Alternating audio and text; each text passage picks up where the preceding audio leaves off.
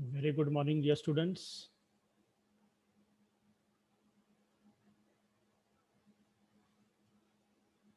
We shall begin our lecture.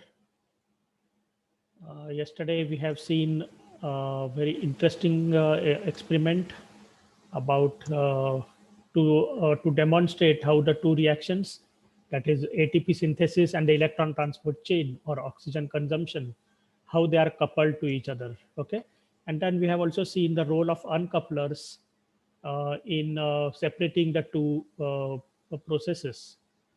Okay, then I should tell you that there are some compounds which are called as ionophores. Okay, ionophores. Okay, these compounds can allow the protons to diffuse to the membrane, that is they can make the membrane leaky. Okay, and the protons can travel through the membrane randomly, and that is how the gradient is lost. Okay, the proton gradient is lost, and therefore ATP production cannot take place. Okay, and in that sense, if you look, then DNP that we have seen yesterday, dinitrophenol itself is a proton ionophore. Okay, so it can allow the protons to move into the membrane, not through the ATP synthase, but from any other place in the membrane, and that is how it can help. It can actually make the membrane leaky, and the gradient is lost. Okay, there is another compound by the name carbonyl cyanide p-trifluoromethoxyphenylhydrazone, and it is also called as FCCP. This particular molecule also can do the same thing. It releases the protons in the matrix, and the gradient is lost. Okay, then there are some other weak acids also, weak hydrophobic acids. They can also do a similar thing. And all these chemicals which I have listed here, they are all called as uncouplers. Okay, then we move to the next important topic, and that is the structure and the working of the important enzyme for ATP synthesis, and that is ATP synthase. Just bear in mind that the name of this enzyme is ATP synthase. It is not synthetase. Okay, had it been a synthetase, then it would mean that it requires ATP for its functioning. Okay, but this enzyme doesn't require ATP for its function. It actually generates ATP. Okay, and therefore it is called as ATP synthase. It is also called as the FOF1 complex, ATPase complex. And I have also told you that this FO, this subscript O, actually stands for oligomycin sensitive, because this particular portion of the complex is sensitive to the inhibitor oligomycin. Okay, then one important thing is that this is called as a F-type ATPase, and this is very similar to the ATP synthesis of chloroplasts and the photosynthetic bacteria also. And therefore, we can say that there is probably a common evolutionary thread. Okay, it is indeed a large enzyme complex present in the inner mitochondrial membrane. Okay, now we are talking about respiration, and therefore we are using this particular we are referring to mitochondria. Okay, then as I told you earlier, there are two components involved. One is the F1 component, which is a peripheral membrane protein. So when I say peripheral, actually it means that it is loosely bound to the membrane, and therefore it can be removed from the membrane with very gentle treatments. Okay, and this was isolated for the first time by Recker and co-workers in 1960. Okay, 1960s rather. The other component is FO component, which is oligomycin sensitive, and it is an integral membrane protein. So when I say integral, it means that it cannot be removed from the membrane very easily.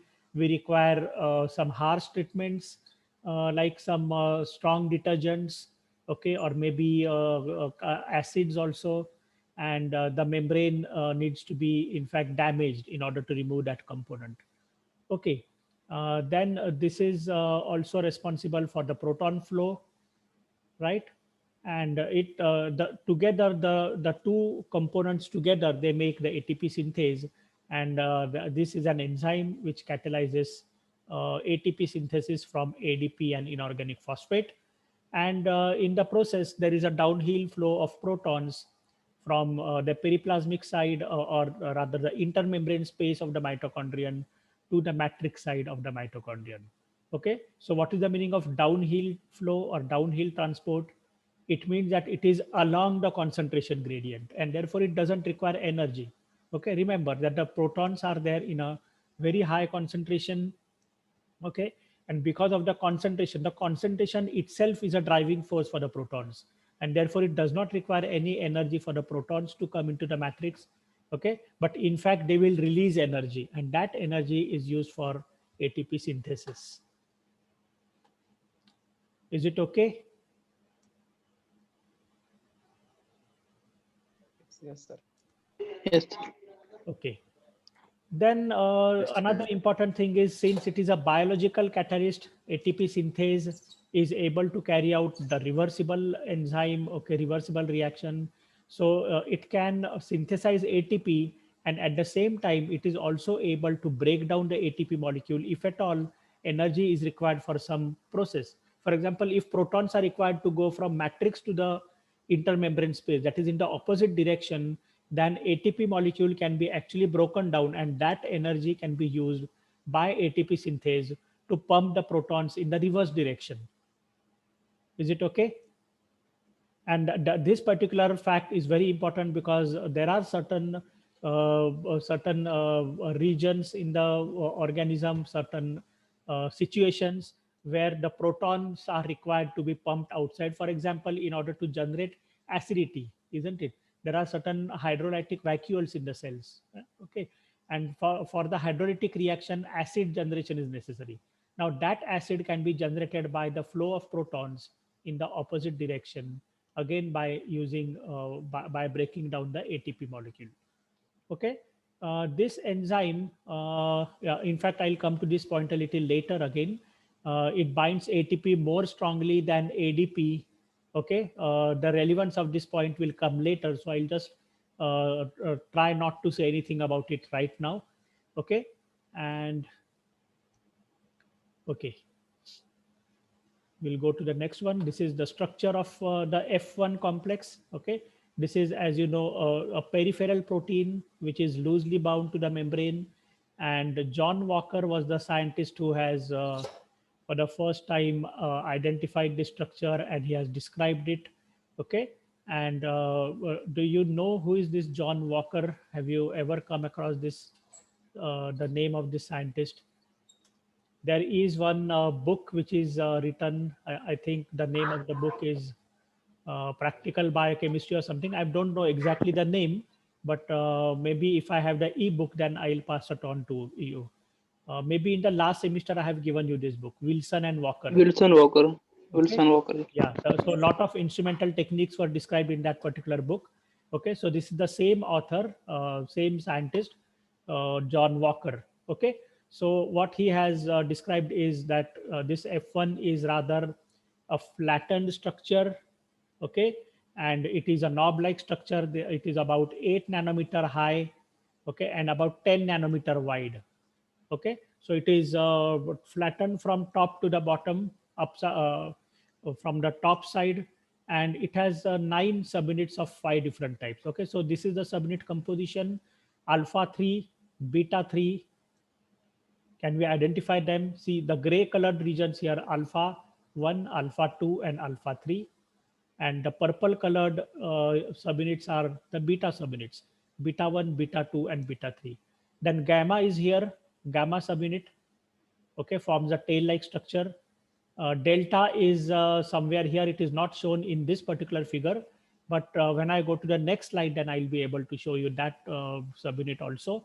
And then there is the eta subunit, which actually forms the base of this particular structure again, which is not shown in this particular figure. Let me go to another figure, yeah, on the next slide. Yeah, here it is, this the delta region. Okay, so delta region is actually connecting between the FO portion and the F1 portion here.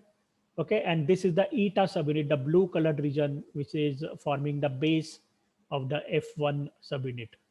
Okay, F1 component. I hope you can see that, and if you want, I can magnify this. Okay, delta, and eta here. Okay, and this is the gamma and the alpha and beta subunits. Okay, so going back to that slide. Now these alpha and beta subunits, okay, these ones, they are actually arranged like the sections of an orange. You might have consumed a lot of oranges in the last season. Okay, so this looks like an orange, and each beta subunit, okay, each of these purple ones, they have the active site for ATP synthesis. Okay, so ATP synthesis is actually taking place on these subunits, the beta subunits. Then this gamma subunit, one domain, that is the central shaft. Okay, this is the central shaft which is passing through the alpha and beta subunits, or it is passing through the F1 component. Okay, and there is a small portion of this gamma which is actually associated with what is called as the empty beta subunit. So there are actually three types of beta subunits. One subunit is the one which is binding to ADP, another subunit is binding to ATP, okay, and the third subunit is an empty subunit. Okay, so this gamma portion, this gamma subunit of F1 actually has a small portion which is binding to the empty subunit of the beta. Okay, empty beta subunit. Okay, again we are going to see the details of this particular thing. The interesting part is how this F1 and F0 complex, actually they are able to generate the ATP. Okay, so we'll come to that part in a short while, right? Then, as I told you, this gamma in sorry, I said eta, but this is epsilon actually, the Greek alphabet epsilon. So gamma and epsilon subunits actually form the leg and the foot here, the leg and the foot here, that stand very firmly on the FO subunit. Okay, so F1 subunit is on top of the FO subunit, right? And that is because the F1 subunit is resting on account of the foot, okay, leg and the foot,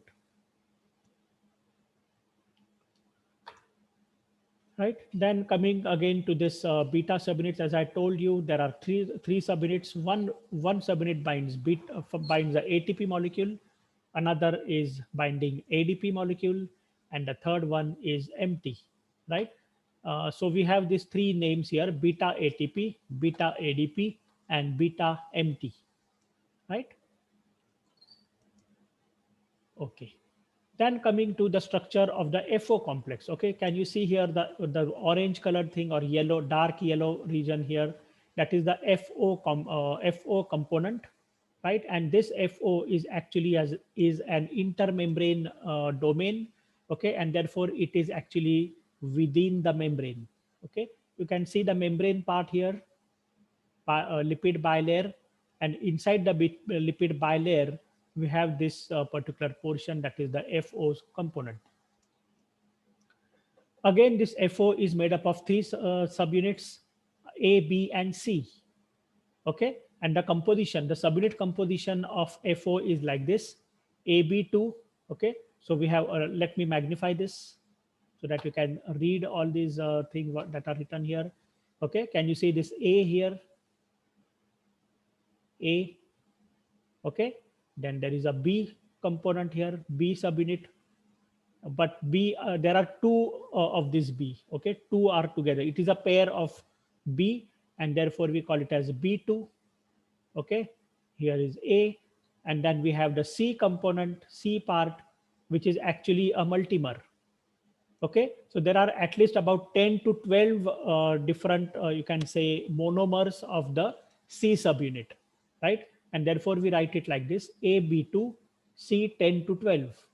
Okay, so it indicates that there are 10 to 12 polypeptides, you can say, of this C subunit, right? Okay, then another thing is very important, that is this C component. Okay, C subunits are all arranged in the form of a concentric ring. Okay, and that concentric ring is actually fixed in the membrane. Okay, so it is something like a motor, and actually it works like a motor. It is going to rotate inside the membrane. Are you all getting me? Yes. Yes. Yes, sir. Okay. Then there is a famous scientist by the name Paul Boyer. Okay, and Paul Boyer was the one who has described the functioning of this FOF1 complex. Okay, and he coined this term rotational catalysis. Okay, so this is actually you can say the mechanism. Okay, mechanism of action of this particular enzyme ATP synthase. Okay, and let us see how this rotational catalysis takes place. This is responsible for ATP generation, and it is also responsible for ATP breakdown. Okay, so the three active sites of F1, that is the beta subunit. Okay, three beta subunits are there, and these beta subunits has the active sites for ATP synthesis. Okay, so these active sites actually take turns in catalyzing ATP synthesis. Okay, the meaning of this phrase to take turn is one by one. Okay, one of the component will bind ADP. Okay, and then subsequently that ADP will be converted to ATP, and then the ATP will be released. Okay, in the process the other components are going to bind ADP. Again, that component will convert it into ATP, then that ATP will be released. Okay, it will be released, and then the third component, the third subunit also, which was in the empty conformation, that will take up ADP, then it will convert it to ATP, and then the ATP will be released. So this happens turn by turn. Okay, we will see how that happens. Okay, first of all, what happens is there is an empty beta subunit. Okay, so this empty beta subunit will first bind the ADP molecule. Okay, and that is how it goes into the another conformational state, and that is called as beta ADP. Okay, so when ADP binds to the beta subunit, then it becomes beta ADP conformation. Okay, so this is also binding inorganic phosphate. Okay, ADP and inorganic phosphate from the surrounding medium, that is in the matrix portion. Okay, and then this conformation changes. Okay, so as soon as ADP and PI binds to the beta subunit, then the conformation of the beta subunit becomes changed, it gets altered, and it gets converted into beta ATP. In other words, this ADP is getting converted to ATP. In fact, I should tell you one more interesting thing, that is the conversion of ADP to ATP actually doesn't require much energy. Okay, but in fact what happens is the binding, the association between the beta subunit and the ADP molecule is not very strong. Okay, but the binding of ATP and beta subunit is very strong, and it requires energy for the ATP to be released from that beta subunit. Okay, so whatever we know, that is energy is required to convert ADP into ATP, actually the thing is a little you can say misleading, because ADP to ATP conformation actually doesn't require much energy, but the ATP which is formed, it binds to the beta subunit very strongly. Okay, and in order to release that, okay, in order to release that ATP from the beta subunit, it requires a lot of energy, and that energy actually is provided by the proton gradient, right? So again we shall go to this what is written on the slide. Okay, so initially it was the empty beta. Empty beta will bind ADP and PI, so it becomes converted into the beta ADP conformation. ADP is converted to ATP. Okay, ATP is strongly bound to that beta subunit, and therefore there is another conformational change in that beta subunit, and because of that, it becomes beta ATP. Okay, now this beta ATP form binds and stabilizes ATP on the enzyme surface. When I say stabilizes ATP, it means that ATP is very strongly bound to that subunit. Okay, and then subsequently, by making use of energy, that ATP is released. Okay, the affinity of this beta subunit for the ATP must be lowered. Okay, And that happens because of the energy which is obtained from the proton gradient. When the affinity becomes less, ATP is released. Okay. And when ATP is released, that particular subunit again changes into the beta empty conformation. Okay. It becomes beta empty. And then all these steps are repeated again and again. Okay. Now, whatever conformational changes I am talking about, the beta MT, beta ADP, and beta ATP, these conformational changes that are happening in the beta subunit of F1, these conformational changes are happening because of the proton motive force. Okay, that is the proton gradient. Okay, so how it actually happens is the stream of protons, okay, the stream of protons or protons in short, they are actually going through the F0 component. Okay, F0 component, we know that it is present inside the membrane. Okay, now when the protons are going through, when protons are going through the FO region of the FO-F1 ATPase complex, then it causes the cylinder of C. I have already told you that the C subunit is forming a cylindrical structure inside the membrane. It is like a motor. Okay, so this cylinder of C subunits actually rotates. Okay, how it rotates? It rotates because of the proton force. Protons are going under force through the component. Okay, and that is how the C cylinder will rotate about the gamma axis. So at the center we have the gamma portion, gamma axis. Okay, so around this gamma, the C portion will rotate. I think you can see it from the diagram here. Okay, the gamma forms the axis here, central axis. Okay, and this C is actually rotating either in the clockwise direction or the anti-clockwise direction. Okay, so let us now suppose that for ATP synthesis, the anti-clockwise rotation is required. Okay, so when the protons are moving through the C cylinder, okay, the cylinder is moving because of the proton motive force. Okay, and as the cylinder moves, what will happen? It will cause the central shaft here also to move. Okay, and when I told you earlier that there is a particular portion, a small part of or a domain of the central axis. Okay, this central axis, this small part is touching the beta ATP. Okay, and that particular touching, okay, that physical touching of that particular part of the gamma domain, okay, gamma subunit, okay, touching what? The beta ATP conformation, that causes the ATP to be released.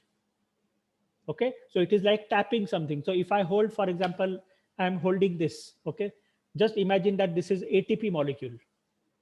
Can you see that in the video? Yes. Okay, this is ATP. This is the beta ATP. Okay, that is the subunit of the F1. Okay, ATP is bound to that beta subunit. Okay, and when the central axis, okay, because of the rotation of C, that particular portion, when it touches this particular domain, okay, I'll show it like this. Okay, when it touches it, then the ATP is released. I hope you could imagine, you could understand that. I can show it once again. Beta ATP this is beta ATP.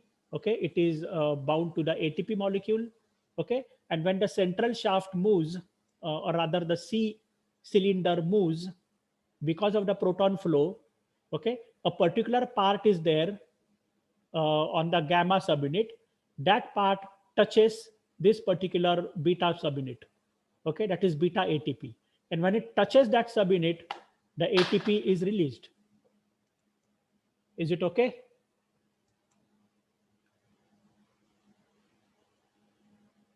Have you all understood it? Yes, sir. Okay. Is there anybody who has not understood it? Because I think I have tried to show it, and maybe you might have liked that. I do not know. Okay, but that is how it happens. And once the ATP is released from the beta subunit, then this beta subunit is now going to the conformation which is called as beta empty. Okay, so beta empty, beta ADP, beta ATP. Because of rotation of the cylinder, the ATP is released, okay, and this beta ATP again becomes beta empty. So this is happening for all the three subunits. There are three beta subunits, remember. Okay, so turn by turn, as the C cylinder is moving, okay, in 120 degrees, okay, 120 degree, 120 degree, 120 degree. So with each turn of 120 degree, one ATP is released. And therefore you can now imagine that when there is a complete 360-degree turn of the C cylinder, how many ATPs will be released? With one complete turn of 360 degrees of the C cylinder, how many ATP molecules will be released?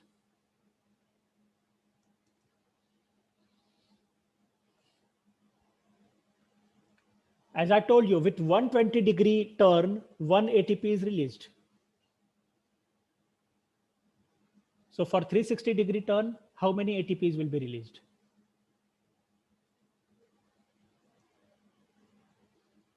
No answer?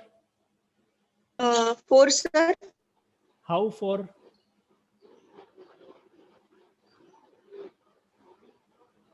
For one rotation, it is using 1 ATP. One rotation of 120 degrees. 120 degrees, 1 ATP. There is a total of 360 degrees in the entire circle. 3 Yes, yes, the answer is right. Okay, so 3 ATPs will be generated for every one turn of the C cylinder. Okay. Okay, so I have written that in the last statement on this particular slide. For each rotation, 3 ATPs are synthesized and they are released from the surface of this enzyme, that is F1. Is it okay? I'm not reading this slide because I have already explained you what I wanted to say. Okay, then there is a part 2 again. The part 2 of the story is like this, that when the gamma subunit rotates in one direction, say in the anti-clockwise direction, then ATP is synthesized. Okay, but when this particular cylinder rotates in the opposite direction, that is in the clockwise direction, then the opposite thing should happen, and that is it leads to the hydrolysis of ATP. Okay, so ATP can break down whenever energy is required for some process, right? Then this ATP molecule must be broken down, and that is broken again by the same enzyme. Now it is called as ATPase enzyme. Okay, the ATP synthase itself is the ATPase also, because it carries out the hydrolysis of ATP, right? And for this, the rotation of the C cylinder will happen in the opposite sense. Okay. And again, very interestingly, the efficiency of conversion of the chemical energy into motion is about 100%. Okay, that is a very, very interesting thing. There is no machine which man has made which can give you an efficiency of even more than 30%. Okay, and here the efficiency of this motor is 100%. Okay, so the clockwise rotation or anti-clockwise rotation, somebody has seen that, and you might be interested to know how this was experimentally observed. Okay, rotation of the cylinder, how this is experimentally observed. Are you interested? Yes. Okay, so this is a very, very interesting experiment which was done, and for this experiment, what was done is uh, there is a surface here. Can you see this rectangular surface? Okay, it is a glass slide, you can imagine. Okay, and on this glass slide we have a nickel complex which is coated, right? So when nickel complex is coated, it can actually bind a protein which has histidine residues. Okay, so in fact, this can be genetically engineered also. This particular portion of F1 can be genetically engineered to have a lot of histidine amino acid residues. Okay, and because of that, the histidines will bind to the surface, and that is how this complete motor will now bind to a surface. Okay, it is shown here in this schematic diagram. Okay, And then what happens is in this particular, the motor is now binding to the surface, and then ATP and inorganic phosphate are added. Okay, ATP and inorganic phosphate are added. So when they are added, what happens is this ADP and inorganic phosphate will be converted to. Sorry. It's a different thing. I should tell you. This is the complete membrane is not here. This is isolated enzyme. Okay, isolated enzyme complex is actually put on the surface. Okay, and then when we add ATP, okay, this is an ATPase enzyme. So when ATP is added, when the substrate is added, this ATP will be converted into ADP, and because of that, some energy will be released from the ATP by hydrolysis of the phosphodiester bonds.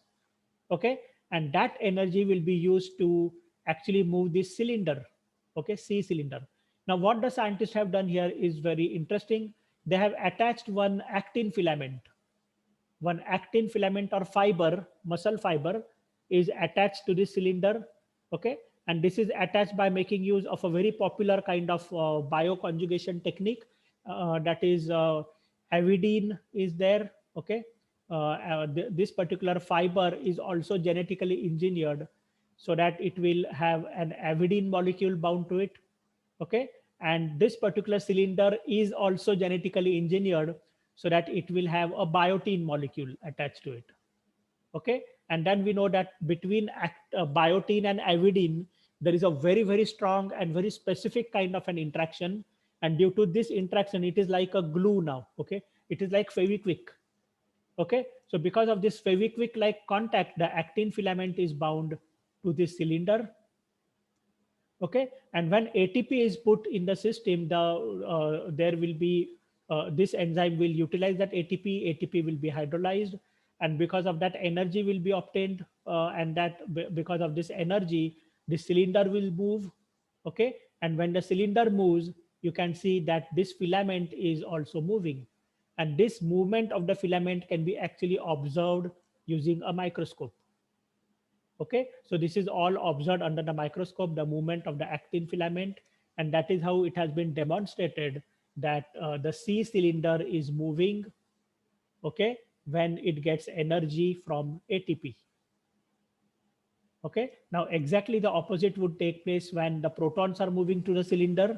Okay, the movement will be anti-clockwise, or rather in the opposite sense, clockwise sense, and therefore ATP will be synthesized by this machine, molecular machine.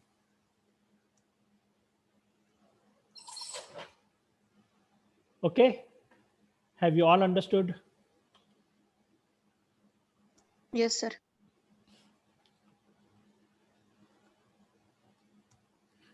Okay, then I think I have maybe 3 to 4 minutes for this meeting to end. And after the meeting ends, we will immediately join back again for another, say about 10 to 15 minutes. Okay, so don't go anywhere. Well, then this is something we should know. ATPs which are generated per oxygen atom which is oxidized. Okay, so there are 2 electrons which are involved. 2 electrons will oxidize oxygen. Okay, and for NADH as an electron donor, the ratio is 3. Okay, that is to say 3 ATP molecules will be generated for one NADH molecule that is giving away the electrons. And instead of NADH, if succinate is the substrate which is giving the electrons, then we have 2 ATP molecules which are generated from the electrons which are given by succinate. Okay. Now we have already seen that the protons which are pumped out per electron pair. Okay, so when one electron pair goes from NADH to oxygen, a total of 10 protons are pumped out. Okay, and out of the 10 protons, 3 protons are actually required to drive the synthesis of one ATP molecule. Okay, so one ATP requires 3 protons, and 10 protons are generated, and therefore we can use this to calculate that there are 3 ATP molecules which are generated per pair of electrons which are going from NADH to oxygen. Is it right? because out of the 10 protons, 9 protons will be utilized to make 3 ATP molecules.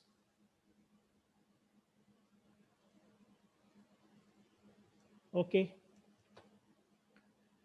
Then these are some of the important, you can say, roles of the proton motive force. One is to drive ATP synthesis. We have already seen that. And then it is also useful for the transport of several nutrient molecules, okay, across the membrane, because a bacterial cell will require certain nutrients to be taken up. And these nutrients are taken up inside the cell again by using the same proton motive force. Okay. There are some other examples given here, but I'll skip. I think you can read that on the slide. And I'll skip this also.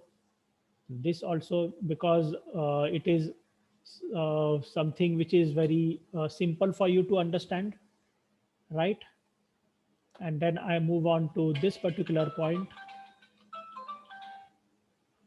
That is the importance of oxidative phosphorylation. If when I think you might have already studied